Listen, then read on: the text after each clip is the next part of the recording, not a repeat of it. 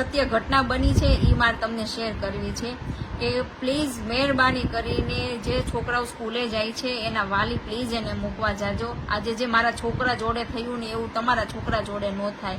આજે હું કામમાં હતી તો હું ગેટે મૂકવા ન જઈએ કે મારા છોકરાને, અને એ આજે એકલો સ્કૂલે જવા માટે ગેટે જઈને ઊભો રહ્યો તો હમણાં બસ કે આવશે ને તો હું વયો જશે એમાં કે મમ્મી કે તારે નથી આવવું એમ. તો ન ગઈ ને તો આજ કોઈક એક્ટિવા વાળો અજાણ્યો માણસ આવ્યો.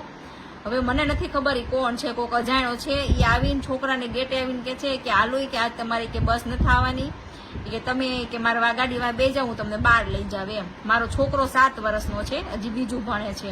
હવે આવડા છોકરાઓને શું ખબર પડી? તો આપણે એને શીખવાડ્યું હોય કે નહીં જવાનું કોઈની હારે, નહીતર હવે આ નાના છોકરાને શું ખબર પડી વૈયા ગયા હોય તો આજ હું મોઢું ભાળત એનું. એટલે મહેરબાની કરીને તમે કોઈ પણ તમારા છોકરાઓ છે ને મૂકવા જાજો. તમે ગમે એટલા બિઝી હોય ને તો થોડોક ટાઈમ કાઢીને એને સ્કૂલે જતા હોય તો ભલે, ગેટે બસની વાટે ઉભા રહેતા હોય તો ભલે, ટ્યુશનમાં જતા હોય તો ભલે, પ્લીઝ તમે એને લેવા મૂકવા તમે ખુદ જાજો. અત્યારે આ સમય બહુ ખરાબ છે કે હાલતા માણસ શું કરી નાખે. અત્યારે આપણે બધા કિસ્સા જોવી છીએ, સાંભળવી છીએ. આજે નથી સાંભળતા 13 વર્ષની છોકરીને બલાત્કાર કરી મારી નાખ્યો કેટલા જણાએ. પણ હવે આ સમયમાં છે ને માણસને જરીકે દયા જેવું નથી એમ કે આ કોકના છોકરા છે કે કોઈની બેન દીકરી છે કે આને હેરાન કરાય ન કરાય, આને આવું કરાય ન કરાય, એ કઈ કોઈને નથી પડી. બસ એને કા પૈસા જોઈને કા ગમે એ વસ્તુ જોતી જ હોય એમ.